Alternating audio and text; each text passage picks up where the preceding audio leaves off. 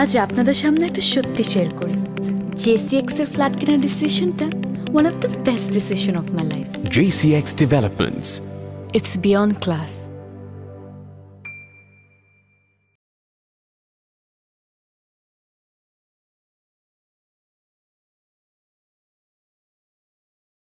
স্পেন্ডো স্পেন্ডো, আরে কি হলো? আরে চায়ের জন্য অপেক্ষা করতে করতে আমার তো অফিস আজকে দেরি হয়ে যাচ্ছে মিসেস স্পেন্ডো। কি সব অদ্ভুত নামে ডাকাডাকি করো বলো তো? শ্যামা, টুনটুনি, কাকাতুয়া, তাও ভালো। এই স্পেন্ডল নামটা তোমার খুব পছন্দ হচ্ছে না, তাই তো? না, হচ্ছে না। কিন্তু পাখিটাকে দেখলে তোমার কিন্তু খুবই পছন্দ হবে।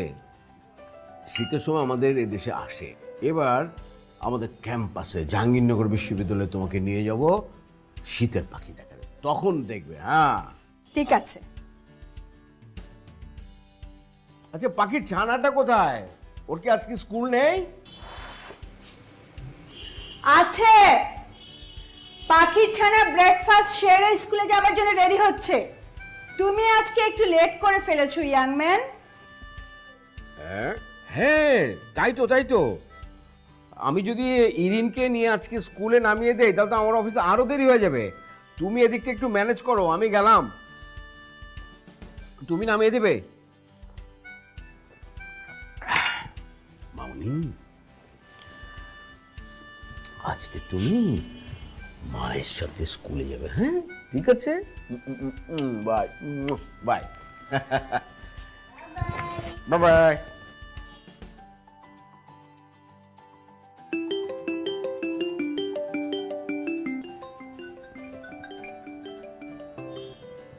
হ্যাঁ হ্যালো, আপনি আমাকে স্যার বলছেন কেন? আমি, তুমি কে? কে ফোন দিয়েছে? নবনী।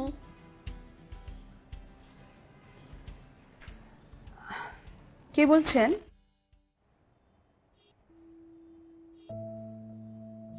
ও, আপনি ইমতিয়াজের অফিসে কাজ করেন?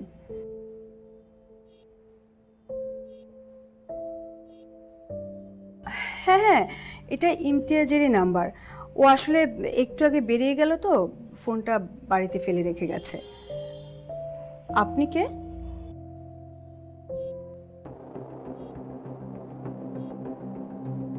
ইয়ে, মা, এমনি চিনল? তোমার বাবা ভুল করে ফোনটা ফেলে রেখে গেছে।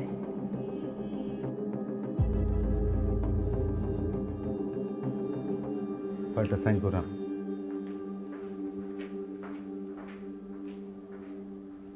এত অল্পতে হতাশ হয়ে গেলে তো চলবে না। কাজটা চ্যালেঞ্জিং, সেই চ্যালেঞ্জটা নিতে হবে, লেগে থাকতে হবে। আমার বিশ্বাস তুমি পারবে। গালিব ভাই, আমি আসলে পুরো বিষয়টা বুঝতে পারছি না। বিমার কথা শুনলেই অনেকে বিরক্ত হয়ে যায়। এই যে এক ভদ্রলোক, আমি তার অফিসে গেলাম, সে আমার সাথে নানান ধরনের গল্প গুজব করলো, কিন্তু যখনই আমি বিমা স্কিম নিয়ে কথা বলতে গেলাম সে কথা ঘুরিয়ে ফেললো, অজুহাত দেওয়া শুরু করলো, নানান অজুহাত দেয়। আসলে ব্যাপারটা কি শোনো, বীমা সম্পর্কে সাধারণ মানুষের একটা ভুল ধারণা আছে। প্রথমেই সেই ভুল ধারণা ভেঙে দিতে হবে। আমাদের স্কিমগুলো সম্পর্কে পরে বলবে, ক্লায়েন্টের লাভ ক্ষতির বিষয়টা আস্তে আস্তে বোঝাবে। তোমার মতো স্মার্ট একটা মেয়ে, আমার তো ধারণা ছিল অন্য কারো চাইতে তুমি কাজটা অনেক সহজে করতে পারবে। আমি মোটেও স্মার্ট না গালিব ভাই, আমি তো সুন্দর মতো গুছিয়ে কথাই বলতে পারি না, নার্ভাস হয়ে যায়। আর তাছাড়া কি, মানুষজন কাজ করতে গেলে নানা ধরনের ইঙ্গিত করে, তাই তো? এই ধরনের সমস্যা কিন্তু সব প্রফেশনেই আছে। যেখানে এই ধরনের প্রবলেম হবে সেখানে প্রতিবাদ করবে, আমাদেরকে ইনফর্ম করবে, আমরা তোমাকে হেল্প করব। এই জন্য তুমি হাল ছেড়ে দিবা? শুনলে অবাক হবা, আমি কিন্তু খুব সাধারণ একটা কৃষক পরিবারের ছেলে। ছোট ভাই বোনদের অনেক কষ্টে মানুষ করেছি। আমি যখন অনার্সে পড়ি তখন এই কোম্পানিতে জয়েন করেছিলাম, লেগেছিলাম বলে আজ এই পজিশনে আসতে পেরেছি। কষ্ট না করলে কি কেষ্ট মেলে? মেলে না। সো চিয়ারা, তুমি পারবে, নিজের উপর আস্থা রাখো। Try to give your best effort. আর টার্গেট মাথায় নিয়ে কাজ করার কোনো দরকার নেই। চেষ্টাটা চালিয়ে যাও, তাহলেই হবে।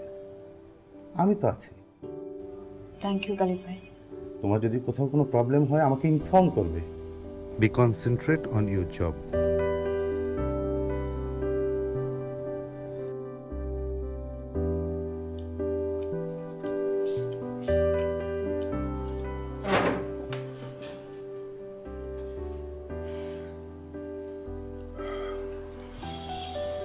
বেলা বাজে 11টা।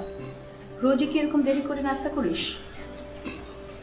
চাপা থাকি তো হলে, সব কিছু কি মেনটেন করা যায় বল? থাকিস কেন হলে? এই বাড়িতে তোর জন্য একটা ঘর পড়ে আছে, তারপরে হলে পড়ে থাকিস। হলের লাইফটা যদি এনজয় না করি তাহলে এত কষ্ট করে পাবলিক ইউনিভার্সিটিতে ভর্তি হলাম কেন? কি কষ্টটা হয়েছিল সিটটা অ্যারেঞ্জ করতে। আর এখানে আমি জানি যে আমার জন্য রুম আছে, কিন্তু একটু কম কম আসা ভালো। কম কম আসলে দরদটা থাকে, বেশি আসলে দেখবি কেচাকেচি শুরু। এখন বল, আমি তোর জন্য কি করতে পারি? ডাকলি কেন? তোর দুলাভাইকে একটা মেয়ে ফোন করেছিল।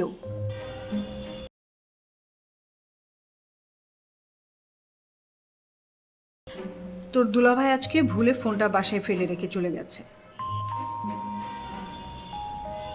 তারপর মেয়েটা ফোন করছে। হ্যাঁ, মেয়েটা কি বললো? মেয়েটা ফোন করলো, আমি রিসিভ করলাম, জিজ্ঞেস করলাম যে কাকে চায়। তোর দুলাভাইকে চাইছে।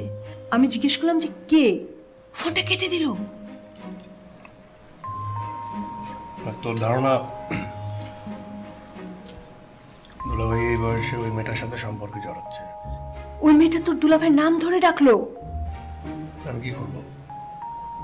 তুই কি করবি মানে? ওই মেয়েটার আসল পরিচয় বের করতে হবে। তোর দুলাভাইয়ের সাথে কি সম্পর্ক সেটা জানতে হবে। ওই মেয়েটার নাম নবনী। নবনী? নবনী মানে হচ্ছে ননি, ননি মানে মাখন। আর দুলাভাই এই বয়সে মাখনে মজেছে। ফাজলামি করবি না তো তপু। ওই আমি বলে ভাজলাম, তুমি বলে ঠিক। তোমার কথাই তো আমি বললাম, সে তো মাখনেই মজেছে, আরে আমি তাই না? নবনী না নাম, এটা বের করতে হবে। হ্যাঁ, তাই করতে হবে। এখন তুমি নাস্তাটা খাও। তো এটাই তো বললাম, এই মাখনে মজেছে এই বয়সে।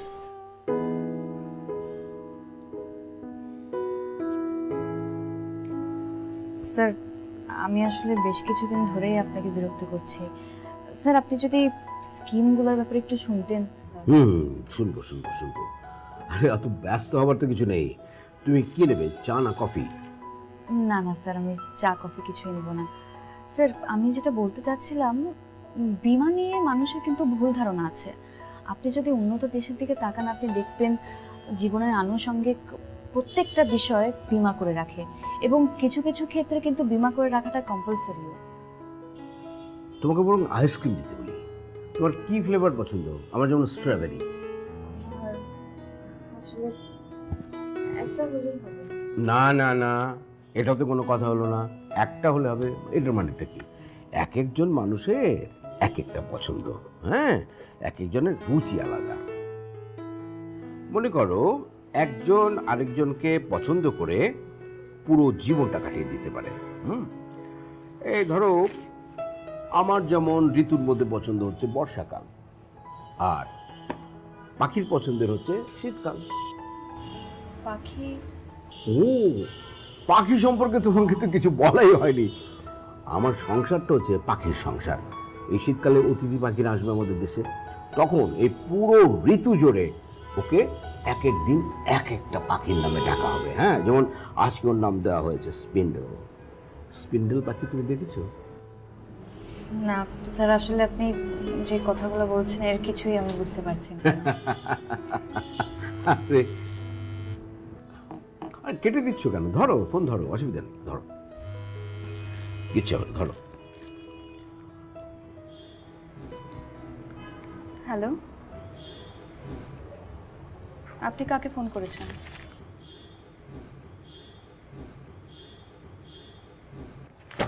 আপনি জানেন না আপনি কাকে ফোন করেছেন? শুধু শুধু মানুষকে ফোন করে বিরক্ত করবেন না। Anything wrong? না না না স্যার, ওই যে একটা আননোন নাম্বার শুধু শুধু ফোন করে বিরক্ত করবেন। স্যার যেটা বলছিলাম, না, আপনি বলছিলেন। হ্যাঁ, তো পাখির কথা তো মানে এক ধরো তো, ফোনটা ধরো তো তুমি। স্যার আননোন নাম্বার তো। তোমার ফোনটা আমাকে দাও। দাও, আপনাকে কিচ্ছু হবে না, তুমি দাও না, আমাকে দাও না। বিরক্ত করছে তো, দাও। এই এই ছেলে, এই অকারণে তুমি মেয়েদেরকে বিরক্ত করো কেন? হ্যাঁ হ্যাঁ, বাবা মা তোমাকে কোনো কিছু শেখায়নি? হ্যাঁ, এটা কি, এটা কোন ধরনের ভদ্রতা? হ্যাঁ, বেয়াদব ছেলে কোথাকার। তুমি একটা উল্লুক, একটা পাঠা, একটা গাধা, একটা ছাগল, তুমি একটা ভেড়া। এটা কি? আর যদি কখনো তুমি এরকম অকারণে বিরক্ত করো, আমি কিন্তু একদম অত্যন্ত কঠোরভাবে তোমার সঙ্গে আমি কথা বলতে বাধ্য, আমি বলে দিলাম তোমাকে। আর কখনো তুমি ফোন করবে না, ঠিক আছে? হ্যাঁ, রাখো ফোন রাখো। হ্যাঁ, দিলাম, আচ্ছা করে বুকে দিলাম, আর কখনো তোমাকে ফোন করবে না। হ্যাঁ, স্যার এগুলো আপনার বকা? আরো কঠিন কিছু বলা উচিত ছিল নাকি? না না ঠিক আছে স্যার। একদম, এখন তুমি একেবারে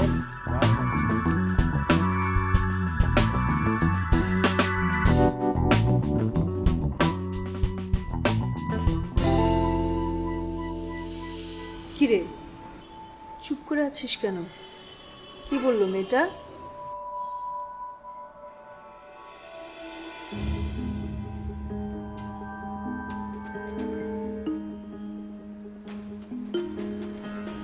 ফোন করলাম ওই মেয়ের মোবাইলে, আর ফোনটা ধরলো দুলাভাই। মানে মানে ফোনটা মেয়ে ধরে নাই, মেয়ের মোবাইলে ফোন করছি, ফোন ধরছে দুলাভাই। তোর দুলা ভাই? তোর দুলা ভাই মেয়ের সঙ্গে কি করছিল? বুঝো না কি করছে?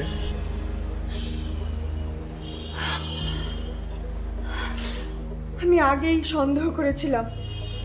ছি, ছি, ছি, ছি, ছি, ছি। আমি এক্ষুনি তোর দুলা ভাইয়ের অফিসে যাব, যে ওই মেয়েটাকে ধরবো। ঠান্ডা করো মাথা, মাথা ঠান্ডা করো। কোন কিন্তু এসব বিষয়ে আপা, আর তুই যদি মাথা গরম করিস, এতে হিতে বিপরীত হতে পারে, আমি তোরে বলে দিচ্ছি। তুই মাথা গরম করে ওখানে যাবি, সিন ক্রিয়েট হবে না, এমন কোনো কিছু করা যাবে না যে তোকে দেখে মানুষ হাসাহাসি করে। তখন এই রহস্যের গল্পটা সরস গল্প হয়ে যাবে। জানিস না দুলাভাই, আমাকেই করতে হবে যা করার। কি করতে হবে? কি করবি তাহলে? বল, তুই কি করবি? ইন্টারোগেশন। দুলাভাইকে প্রশ্ন করবো, সেই প্রশ্নের উত্তর তাকে দিতে হবে। সে খুব খারাপ করলো আমার সাথে, খুব। আর সে যদি ঠিক ঠিক প্রশ্নের উত্তর না দেয়, তাহলে আমি অন্য কিছু ভাববো, অন্যভাবে ভাববো। তুই আমার বোন না, তুই আমার উপর বিশ্বাস রাখ, আমি এমনি ছাড়বো না। তো সবার আগে জানতে হবে ওই মেয়ে ও কি করে। নবনী, অনেকক্ষণ ধরে তোর ফোন বাজছে, আমি ধরবো? কে? আমার নাম্বার। এটা তো ওই নাম্বার। সারাটা দিন বিরক্ত করছে আমাকে। কে? জানি না কে, আননোন। মানে ফোন করে বলে কি, আপনার পরিচয়টা একটু দেন, আপনার পরিচয়টা আমার জানতে হবে। আরে বেটা, তুই ফোন করছিস, তুই বল তুই কে। ইন্টারেস্টিং। ইন্টারেস্টিং এর কি দেখলি এখানে? এরকম ফেসবুকের যুগে আজকাল কেউ এরকম করে না। তুই একবার কথা বলেই দেখ না, আসলে সে কি জানতে চায়। এই যে আবার ফোন দিছে। এই যে আননোন নাম্বারগুলো ব্লক করে কিভাবে? নাম্বার ব্লক করে কি হবে? যে কল দেওয়ার সে অন্য নাম্বার থেকে আবার কল দিবে। কি জ্বালা, ফোন দিয়েই যাচ্ছে। আচ্ছা আচ্ছা, কাটিস না, আমাকে দে। কি বলবি? কে বলছেন? দেখুন দেখুন, আমি আমি আপনাকে, আমার কথা শুনুন। আপনার পরিচয়টা জানা আমার খুব দরকার। আপনি আমার সঙ্গে কোঅপারেট করুন, বারবার ফোন কেটে দিবেন না। আমার পরিচয় জানতে চাস তো? আমাকে তুই চিনিস না? না চিনি বারবার ফোন করে যাচ্ছিস। আরে গাধা, আমি তোর ঘষেটি খালা। এবার চিনতে পারছিস? বেয়াদব ছেলে।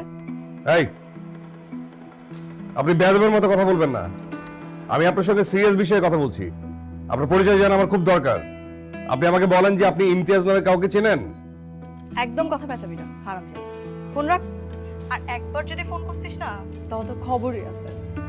আর তোকে যদি আমি সামনে পাইতাম, থাপড়ে এত দাঁত ফালাই দিতাম। রাইট।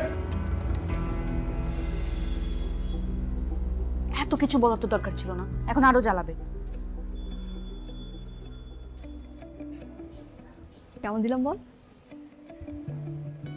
আমার মনে হয় না আর ফোন করবে। তবে যাই বল, ছেলেটার ভয়েস কিন্তু অনেক সুন্দর। তুই চাইলে কথা বলতে পারতি। বড় লোকও তো হতে পারে। এরকম ক্রস কানেকশন থেকে ঘুটে কোরআনের কপালে রাজকুমার জোটার অনেক হিস্ট্রি আছে। রূপা, জীবনটা রূপকথ অনেক কঠিন, বুঝলি?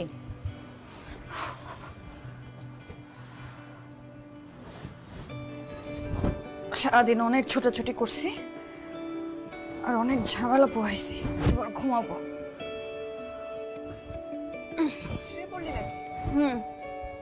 অনেক টায়ার্ড আমি।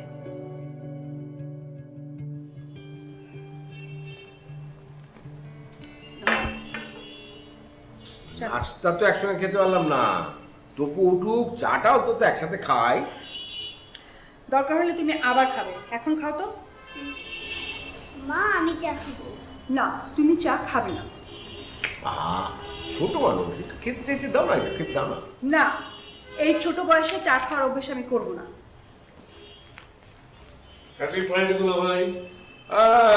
আবার আসতে গুড ফ্রাইডে। হ্যাঁ, এখন তাহলে তোমার ওঠার সময় হলো তো বউ। এখন সময় হলো মানে 9টা বাজে, তাই না? এত সকালে ঘুম থেকে উঠে কি করবো? কি করবি না? কি করবো? তোর দুলাভাইকে নিয়ে কি জিজ্ঞেস করবি? কি হলো?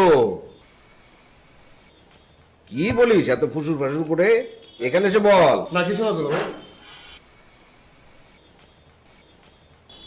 দুলাভাই আমার দিকে তাকান তো একটু। কেন, কি না সুন্দর লাগছে তো তোকে? কি কি হয়েছে? কি হাই, ওই মেয়েটার কথা জিজ্ঞেস কর। আপা আমি প্রশ্ন করছি, আমাকে প্রশ্ন করতে দে। কোন মেয়ে, কার কথা বলছে? দুলাভাই নবনী, মানে নবনীকে যদি কেউ ফোন দেয়, সেই ফোনটা আপনি আবার রিসিভ করে কথা বলেন। আরে আমি ফোন রিসিভ করতে যাব কেন? তপু ফোন করেছিল ওই মেয়ের মোবাইলে। তপুকে তুমি যা তা বলে গালিগালাজ করেছো।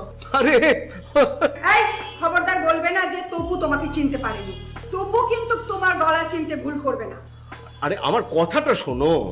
আচ্ছা দুলাভাই, আমরা দুজন মিলে শুনছি, আপনি বলেন কি বলার আছে আপনার, বলেন, আমি চুপ করে শুনতেছি, বলেন। ওই মেয়েটা একটা ইন্স্যুরেন্স কোম্পানিতে কাজ করে। হ্যাঁ, তো আমার কাছে ও আসে একটা লাইফ ইন্স্যুরেন্সের পলিসি খুলবার জন্যে। তো অফিসে আসে, 2-1 দিন বাদেই আসে আসে আসে অফিসে। আগে বলো তুমি কেন ওই মেয়ের ফোন রিসিভ করেছো? আরে মানে ওই মেয়েটা তখন আমার সামনেই ছিল। ও বললো যে কি একটা ছেলে নাকি ওকে অকারণে আজে বাজে কথা বলে বিরক্ত করে সবসময়। তো আমি বললাম যে দেখি ফোনটা দেখি। তো ওই ছেলেটা যে আমার এই মহামান্য শালক তপু খান ছিল, সেটা তো আর আমি তখন বুঝতে পারিনি না। তপু, আমি কিন্তু ওর কথা একদম বিশ্বাস করছি না। ঠিক আছে। আরে এখানে বিশ্বাস অবিশ্বাসের কি আছে? দেখ তো তপু, দেখ তো, দেখ। না না ঠিক আছে দুলাভাই, সব ঠিক আছে। একটা মেয়ে যে আপনার অফিসে এসে বসে থাকে বিমা করানোর জন্য, যাকে আপনি চেনেন না ওইভাবে, সেই মেয়ে আবার আপনার কাছে কমপ্লেন দিয়েছে একটা ছেলে তাকে জ্বালায়, সেজন্য তার ফোন আপনি রিসিভ করে সেই ছেলেটাকে গালিগালাজ করেছেন কাকতালীয়ভাবে, সেটাই আমি। ঠিক আছে, সবই বুঝতে পারছি। আপনি বুঝতে পারছিস তো না? তাহলে দুলাভাই একটা কাজ করেন, আপনি ওই মেয়েটাকে ফোন দেন, ফোন দিয়ে বলেন যে আপনি তার কাছে বিমা করাতে চান, তাকে বাসায় আসতে বলেন। বাসায় আসতে বলার দরকারটা কি? না দরকার আছে দুলাভাই, মানে আপনি যা যা বললেন সব যদি সত্যিও হয়, তারপরও ওই মেয়েটার সাথে আমার একটা বোঝাপড়া আছে, মানে ওকে আমি বোঝাবো। তোর এখানে বোঝার পর কি আছে? আমি তো না, যাতে আপনাকে আর বিমা নিয়ে বিরক্ত না করে। আপনি তো বললেন যে বিমা নিয়ে বিরক্ত হচ্ছে। এই শোনো, ও কি বুঝাবে কি বুঝাবে না সেটা ওর ব্যাপার। আমি বলছি তুমি ওই মেয়েকে ফোন করে আসতে বলো, এক্ষুনি ফোন করো। কি আশ্চর্য! দুলাভাই, সংসারে তো ঝামেলা হচ্ছে। আরে সংসারটা কার, আমার নাকি তোর? না আপনারই সংসার, আপনার আর আমার বোন। হ্যাঁ, আপনি এখন বোঝেন যে ওই মেয়েটার প্রায়োরিটি আপনার কাছে বেশি না আমার বোনের। আচ্ছা এখানে প্রায়োরিটির প্রশ্ন আসছে কেন? হ্যাঁ সেজন্য তো বললেন যে ফোন দেন, ফোন দিতে এত সমস্যা কোথায়? ভয় পাচ্ছেন কেন? তবু কি বোঝাবে কি বোঝাবে না সেটা তোর ব্যাপার। আমি বলছি তুমি ওই মেয়েকে ফোন করো, এক্ষুনি ফোন করো, আসতে পারো? আরে কি আশ্চর্য! মানে ভাই বোন মিলে এখন মোটামুটি আমাকে একটা চাপের মধ্যে ফেলে দিল সকাল সকাল। তুমি ফোন করো, আমি বলছি তুমি ফোন করতে, ফোন করো। হ্যাঁ ফোন করো।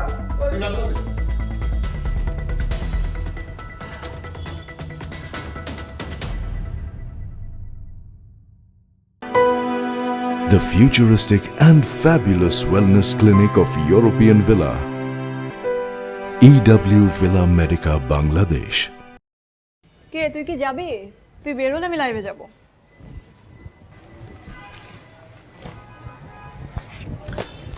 তো এইভাবে একজনের বাসায় যাওয়া কি ঠিক হবে? কেন? লোকটা কি খবিস? না, এমনিতে ভদ্রই তো মনে হয়, কিন্তু অফিসে যেই কয়বার গেছি তখন মানে বিমার কথা না বলে সে কি খাবো না খাবো, চা আইসক্রিম কফি এইসব নিয়ে কথা বলতে থাকে। স্কিমের কথা বললেই কথা ঘুরায় ফেলে, কিন্তু এমনিতে এমনিতে ভদ্রই মনে হয়েছে আমার। তাহলে বাদ দে, যেতে হবে না। বাদ দেব না, ভাবছিলাম অফিসে উনি যদি করে তাহলে ওনার দেখা দেখি তো আরো কয়েকজনও করতো।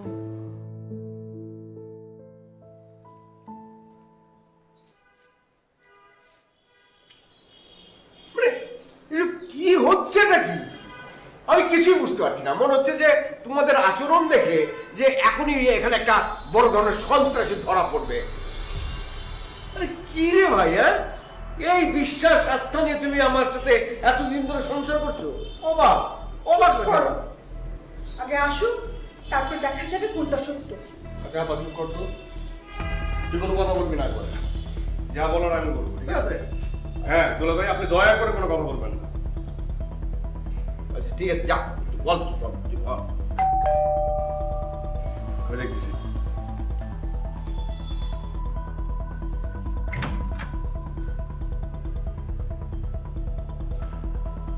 আপনি নবনী? জি। আচ্ছা, আসুন ভিতরে আসুন।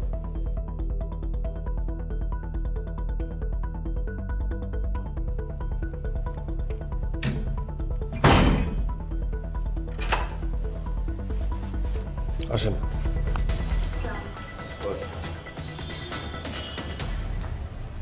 এই ভদ্রলোককে আপনি চেনেন? জি। এই ভদ্রলোকের সাথে আপনার সম্পর্ক কি? কি? কি বোঝেন নাই? এই ভদ্রলোকের সাথে আপনার সম্পর্ক কি? প্রতিদিন ফোন দেন, অফিসে যান, কেন যান?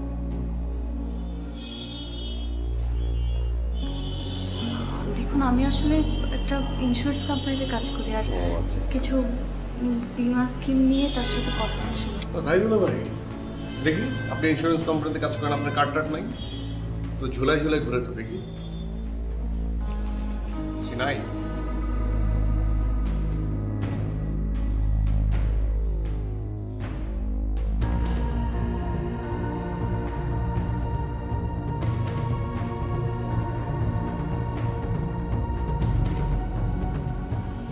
সত্য বানানো যায়।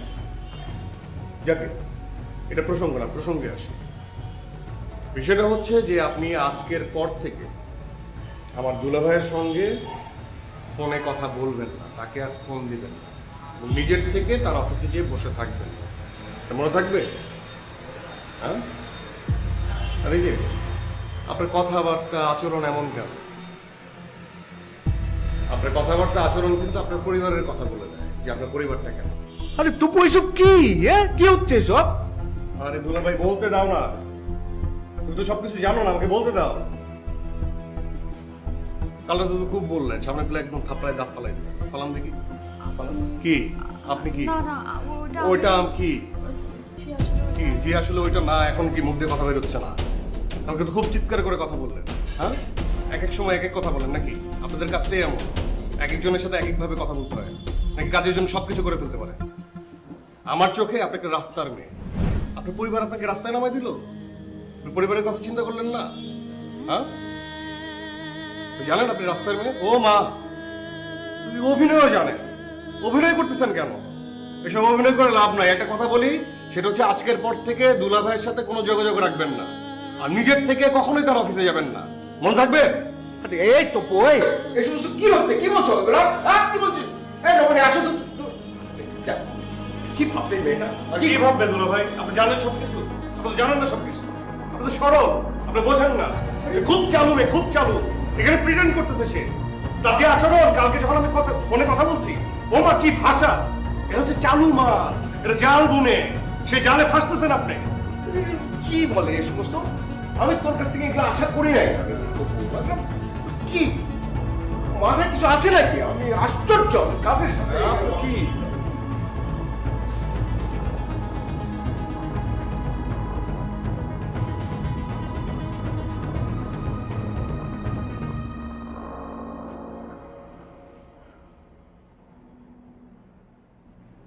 আমি জানি এই ঘটনায় তুমি অনেক কষ্ট পেয়েছো, সেটাই স্বাভাবিক। তাই বলে তুমি চাকরি ছেড়ে দেবে? অবনী, আমি চাই না তুমি হেরে যাও। এই একটা ঘটনা তোমার জীবনকে পাল্টে দিতেও পারে। কিছু পাল্টাবে না গালিব, কিছু পাল্টাবে না। মানুষের ধারণা কখনো পাল্টাবে না। আমি কোনোভাবেই স্বাভাবিক হতে পারছি না। বারবার ওই মানুষের কথাটা আমার মনে পড়ছে। আর যা বলেছে ঠিকই তো বলেছে। আমি তো রাস্তারই মেয়ে, সারাদিন রাস্তা রাস্তায় ঘুরে বেড়াই, মানুষের অফিসে, মানুষের বাসায়। ঠিকই বলেছে। আপনি কিছু মনে করবেন না গালিব ভাই, আমাকে নিয়ে আর এটা হবে না। আমি আর পারবো না এই কাজ করতে। ক্ষমা করে দিবেন আমাকে। এই ঘটনায় তুমি এরকম ভেঙে পড়ছো কেন? এই দেশে কত শত ছেলে মেয়ে রোজ স্ট্রাগল করছে, কেন জানো? জীবনের প্রয়োজনে।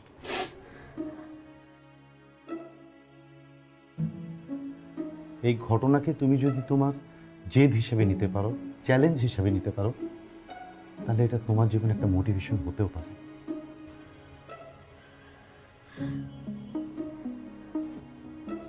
আমি তোমাকে জোর করব না, তবে চাকরি ছেড়ে দেবার আগে তুমি আরেকবার ভাবতে পারো।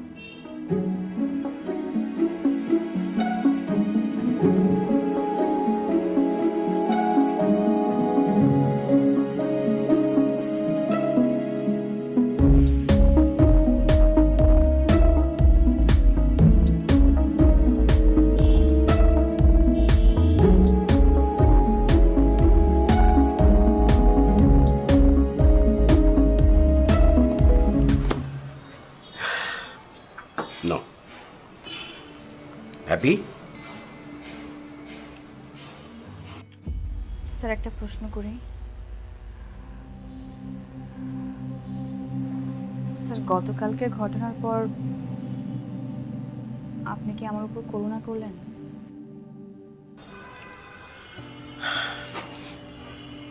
না, বিষয়টা ঠিক ওরকম না। তুমি তো একদিন আমাকে কথায় কথায় বলেছিলে যে মানুষের জীবনে কোনো নিশ্চয়তা নেই, আর একটা বীমা করিয়ে রাখলে ক্ষতি কি? ভালোই তো।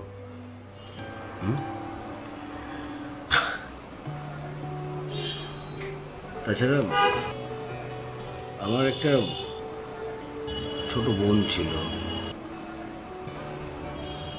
ওর বয়স যখন 7 বছর তখনও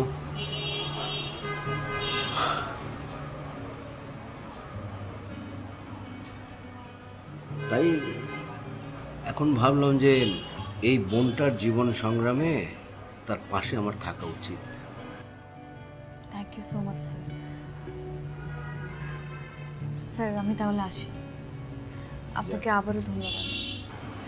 যাবে? জি sir. Best of lakh.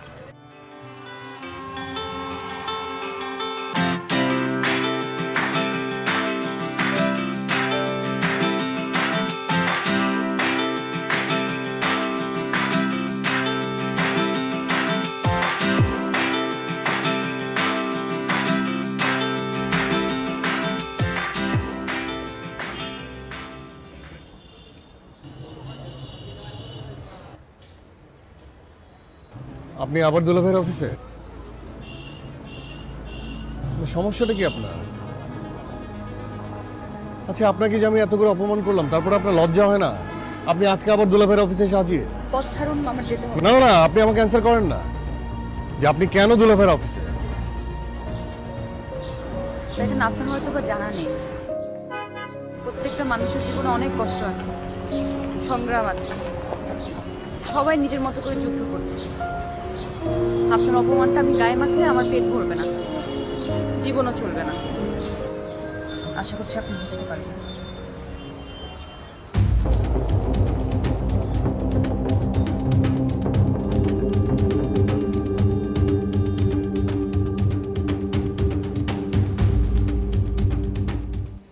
Sir আসতে পারি? এসো এসো। Thank you sir. স্যার আমার কাছে একটা লিস্ট আছে। এগুলো হচ্ছে ইমতিয়াজ স্যারের অফিসের বেশ কিছু স্টাফ আমাদের একটা স্কিমে ইন্টারেস্টেড আছেন। আর ইমতিয়াজ স্যার কিন্তু নিজে পুরো দায়িত্ব নিয়ে ব্যাপারটা দেখছেন। That's great. কি বলেছিলাম মনে আছে? চাকরিটা ছেড়ে দেবে। তোমার এই হাসিটার দাম কত বলো তো? গালিব ভাই ঠিক বুঝতে পারিনি। আমি দাম দিয়ে হলেও তোমার এই হাসিটা কিনতে চাই। Anyway, best of luck. জি থ্যাংক ইউ স্যার। স্যার আপনার দেখা শেষ হলে আমাকে কল। Okay, thank you. হতে চান আমার প্রতিবেশী? তাহলে আজই জেসিএক্স এর ফ্ল্যাট বুক করে চলে আসুন। JCX Developments. বন্ধন সীমাহীন।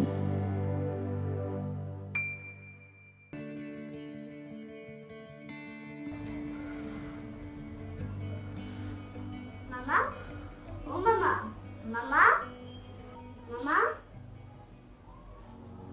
হ্যাঁ বল, শুনছি, বল। না, তুমি শুনছো না, তুমি জানি কি ভাবছি। আজ ঠিক আছে, ভাবছিলাম, এখন শুনছি, এখন বল। রবীন্দ্রনাথ কোনোদিন স্কুল যায়নি, এটা কি সত্যি?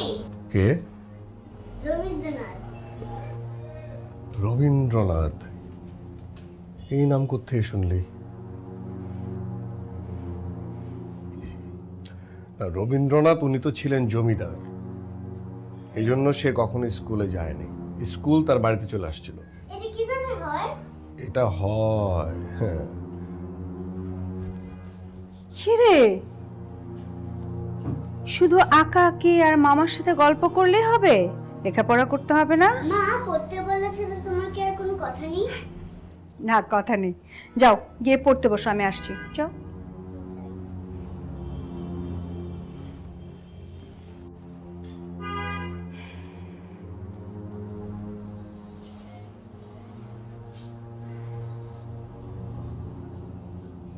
কিরে, তোকে এরকম লাগছে কেন?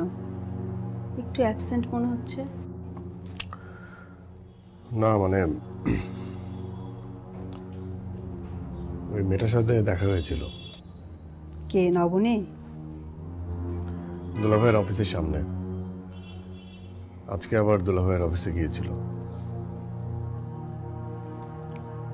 তুই কিন্তু কালকে ওকে খুব অপমান করেছিস, একটু বেশি হয়ে গেছে। মেয়েটাকে ভালো করে দেখেছিস? কেমন একটা মায়া আছে ওর মধ্যে। তোর কথা শুনে তো কেঁদেই ফেললো। আমার কিন্তু খুব খারাপ লেগেছে। যাই বলিস, আমাদের এরকম করাটা একেবারেই ঠিক হয়নি। কি আশ্চর্য ব্যাপার, তুই বললি, এখন আবার তোরই খারাপ লাগছে। উচিত হয়নি করা। আমি জানি যে করা উচিত হয়নি, শুধু শুধু একটা মেয়েকে অপমান।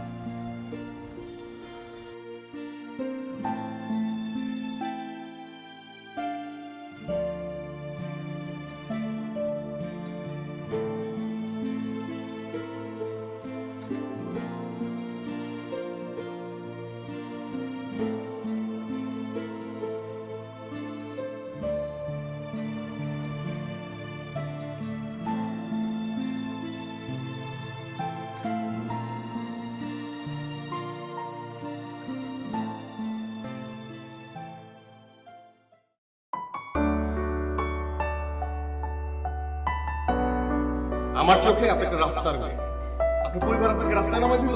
প্রত্যেকটা মানুষের জীবনে অনেক কষ্ট আছে, সবাই নিজের মতো করে যুদ্ধ করছে। আপনার অপমানটা আমি গায়ে মাখলে আমার পেট ভরবে না, জীবনও চলবে না। আমাদের এরকম করাটা একেবারেই ঠিক হয়নি।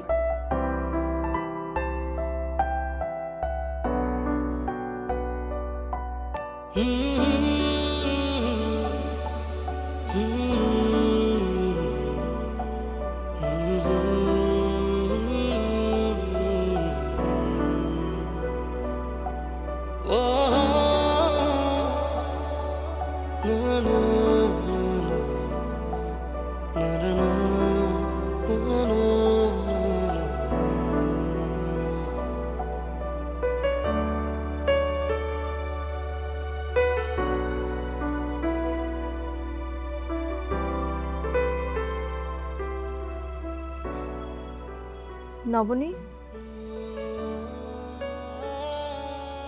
বল। তুই আজকাল তো কম কথাবার্তা বলিস কেন? সারাদিনও তো কি ভাবিস বলতো? আব্বা আমার কথা ভাবে, ছোটবেলার কথা ভাবে। আজকে আম্মা ফোন করে বললো আব্বার শরীর নাকি খুব খারাপ।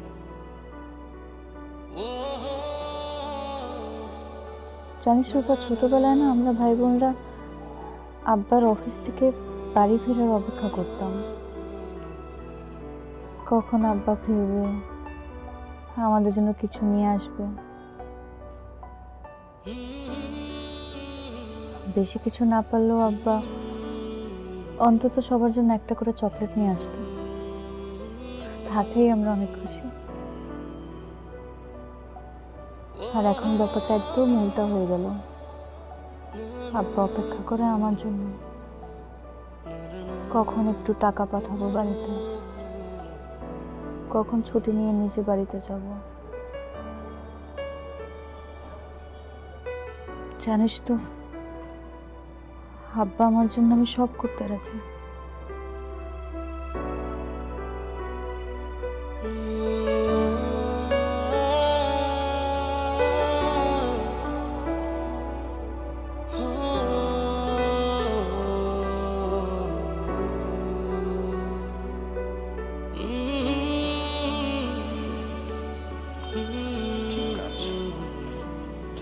এই গুড আফটারনুন ইয়াং লেডি। আচ্ছা শোনো, আমি অনেক দিন ধরে ভাবছিলাম আমাদের অফিসে যত মেয়েরা আছে তাদের সবাইকে একদিন কফি খাওয়াবো। এই ব্যাপারে তোমার সাথে একটা মিটিং করা দরকার।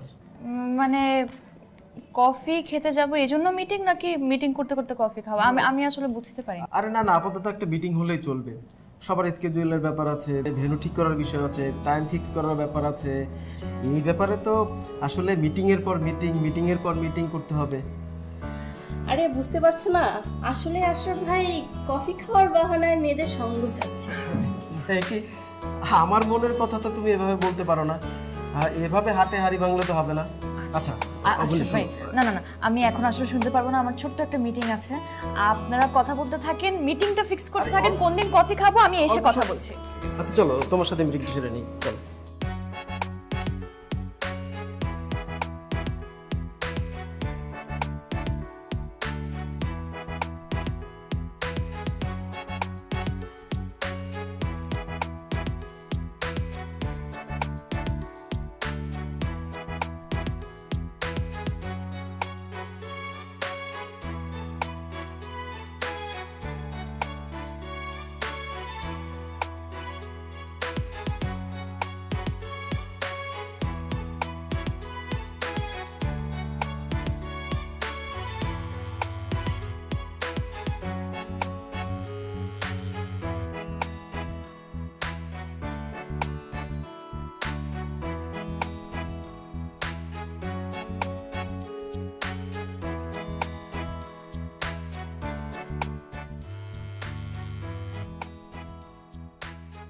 কি রে, ফোন বাজতেছে, ফোনটা ধরছিস না কেন? না ধরে সাইলেন্ট করে রাখ।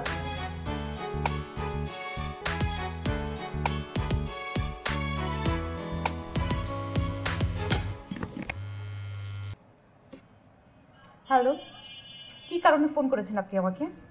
ওই তো অপমান করে মন ভরে নাই, আরো অপমান করতে চান?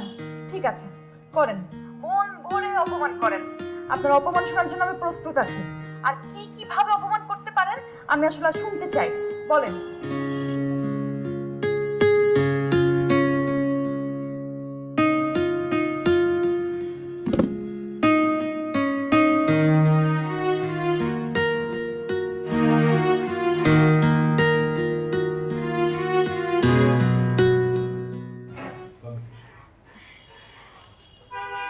Much sir.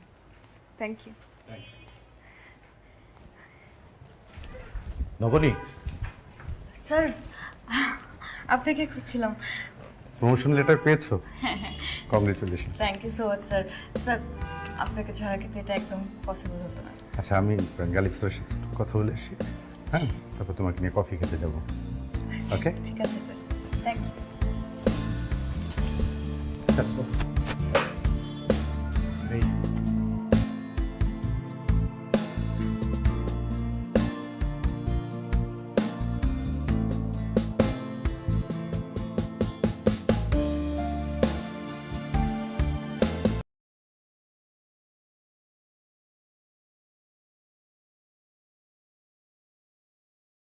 পরিশ্রম, চেষ্টা এবং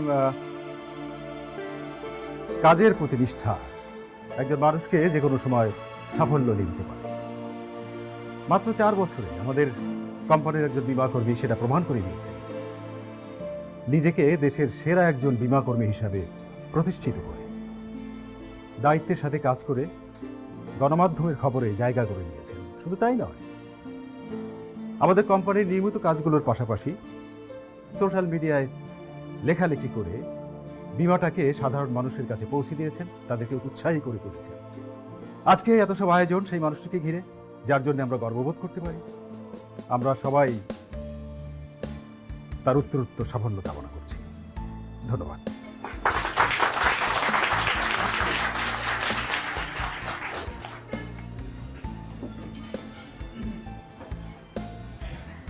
অনুষ্ঠানের এ পর্যায়ে মঞ্চে আমন্ত্রণ জানাচ্ছি বছরের সেরা বীমাকর্মী ইরশাদ শারমিন নবনীকে। আমরা তার কাছ থেকে তার সাফল্যের পিছনের গল্পটা শুনতে চাই।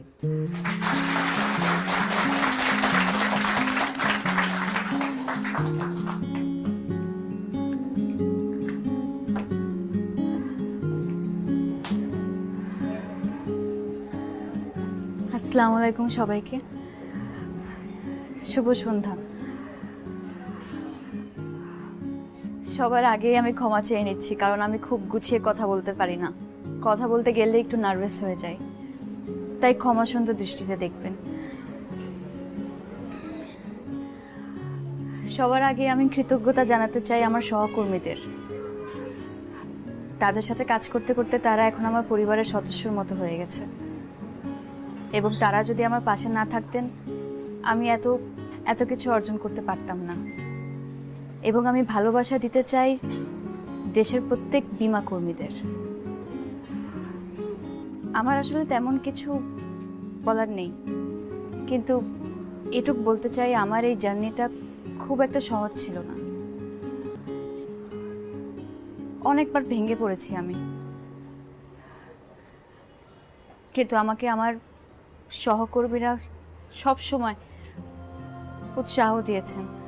যতবার ভেঙে পড়েছি তারা আমার কাঁধে হাত রেখেছেন এবং বলেছেন এই জীবন যুদ্ধটা আমার লড়তে হবে, এগিয়ে যেতে হবে। এবং আমি তাদের কথা রেখেছি, সেই চেষ্টাটাই করেছি, আর আজ আপনাদের সবার সামনে দাঁড়িয়ে আছি। আজকে যেহেতু আপনারা সবাই এখানে আছেন এবং সুযোগটাও আছে, আমি আমার পরিবার নিয়ে একটু বলতে চাই। আমি একজন নিম্ন মধ্যবিত্ত পরিবারের মেয়ে। দরিদ্র হলেও আমার আব্বা স্বপ্ন দেখতে জানতেন। সে খুব কষ্ট করে আমাদেরকে পড়ালেখা করিয়েছেন, স্বপ্ন দেখতে শিখিয়েছেন এবং যুদ্ধ করতেও শিখিয়েছেন। জীবন যুদ্ধে যোগ দিতে যেদিন আমি মফস্বল শহর ছেড়ে ঢাকায় আসি, সেদিন আমার বাবা আমার মাথায় হাত রেখে একটা কথাই বলেছিলেন, যে যুদ্ধ করতে যাচ্ছিস মা, তোকে জিততেই হবে। আজ বাবা নেই এবং তার কথা আবার খুব মনে পড়ছে। হয়তো আজকে এই অবস্থানে আমাকে দেখলে সে অনেক গর্বিত হতেন। আমার আর বেশি কিছু বলার নেই, কিন্তু শেষ করার আগে আমি শুধু একটা কথাই বলবো, আমরা যেন কাউকে কিংবা কোনো কাজকে নিরুৎসাহিত না করি, কাউকে কখনো ছোট না করি কিংবা ছোট না মনে করি। কাজের প্রতি উৎসাহটাই একটা সফল প্রজন্ম গড়ে দিতে পারে। আপনাদের সবাইকে অনেক ধন্যবাদ। আপনারা সবাই আমার জন্য অনেক অনেক দোয়া করবেন। ধন্যবাদ।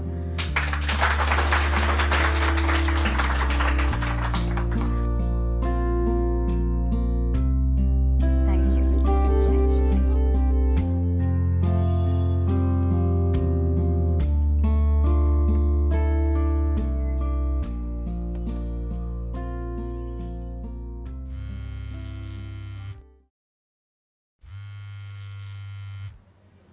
হ্যালো।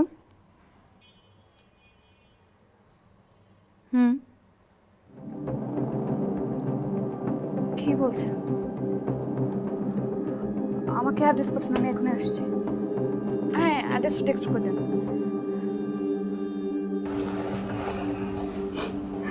আপা আপা আর কাঁদিস না। কি করব? ডাক্তার তো বললো অনেকগুলো টাকা লাগবে, কোথায় পাবো এত টাকা বল? আচ্ছা আপা, তোর মনে আছে যে আমাদের পুকুরটা একজন কিনতে চেয়েছিল? তার সঙ্গে আমার কথা হয়েছে, সে অ্যাডভান্স পাঠাবে। আরও কয়েকজনের সাথে কথা হয়েছে, তারাও টাকা পাঠাবে, তারাও সাপোর্ট দেবে। তুই চিন্তা করিস না, টাকার ব্যবস্থা হয়ে যাবে। কাঁদিস না।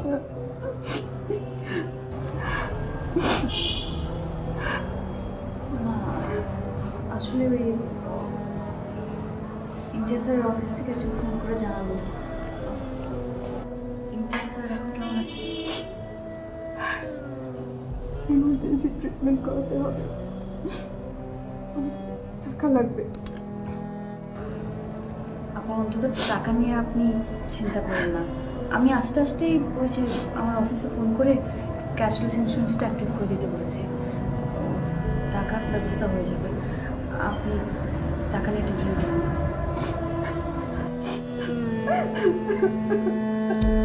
আপা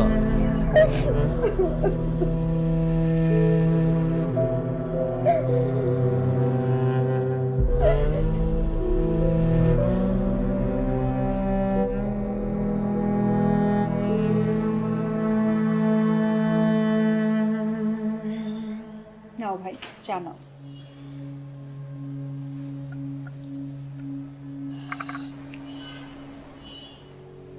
তোমাকে কি বলে যে ধন্যবাদ দিব? তুমি যদি তখন তোমার ভাইকে বীমা করার জন্য না বলতে, তাহলে আপা আপনি এভাবে ভেঙে পড়বেন না তো। আপনাকে শক্ত থাকতে হবে, অন্তত ইরিনের জন্য। আর আমাকে ধন্যবাদ দেওয়ার কিচ্ছু নেই, এটা আমাদের দায়িত্ব। আপা আপনার ভাই না উনি উনি উনি কি করেন? ও কিছু করছে না এখন, 2-3 বছর হলো মাস্টার্স শেষ করেছে, চাকরির চেষ্টা করছে। এই যে বেরিয়ে গেল একটা ইন্টারভিউ দেওয়ার জন্য, কিন্তু চাকরি হচ্ছে না তো।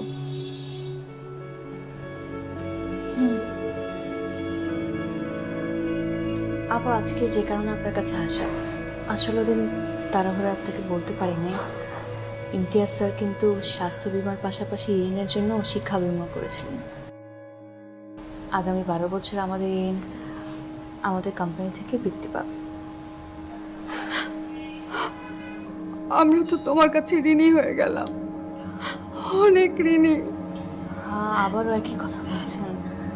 তোমাকে কিভাবে ধন্যবাদ দেব আমি বুঝতে পারছি না। আপা এখানে ধন্যবাদের কিছু নেই, বললাম তো এটা আমাদের দায়িত্ব। শক্ত হন।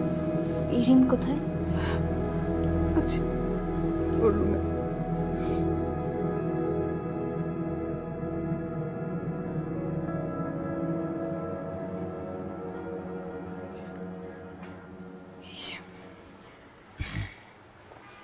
এই ফাইলটা আপনাদের এবং সব কাগজপত্রের মধ্যে আছে। আশা করছি আর কোনো প্রবলেম হবে না।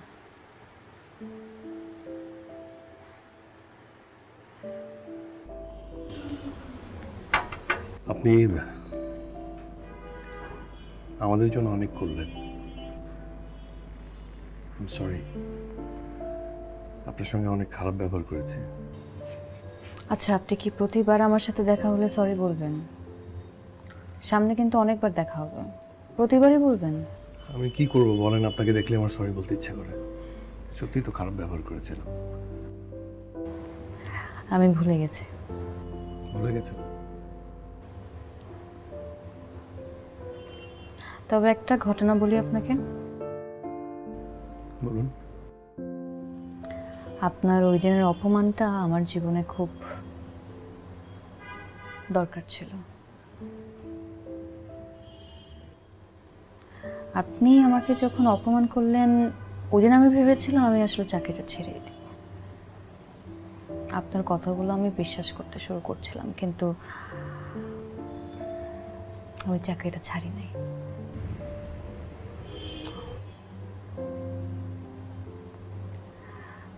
অবশ্যই পুরোপুরি কৃতজ্ঞতাটা আমার দিতে হয় আমার কলিগদের, আমার সিনিয়র স্যার, আর অবশ্যই ইমতিয়াজ স্যার।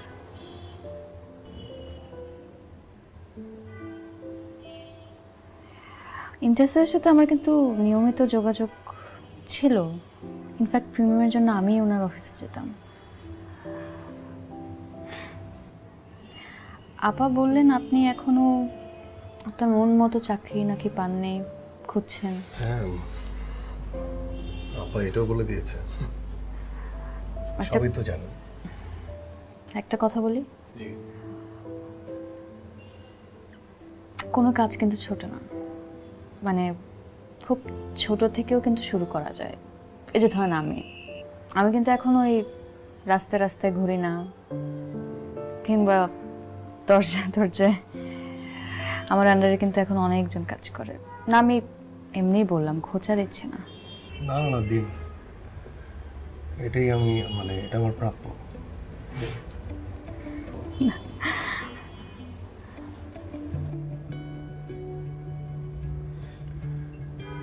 একটা বিষয় কি জানেন, আপনি খুব ভালো একজন মানুষ। আপনি খুব সহজভাবে সবকিছু ভাবতে পছন্দ করেন, যেটা আমি হয়তো বা পারি না। দেখি, আমিও ভাবছি আপনার মতো করে যদি ভাবা যায়।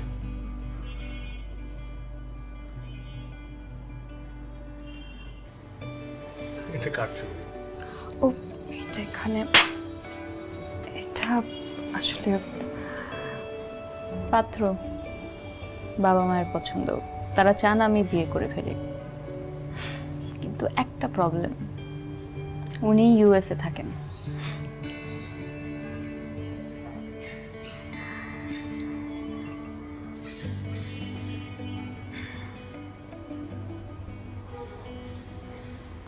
আপনি কি? জানি না এখনো, দেখা যাক না কি হয়।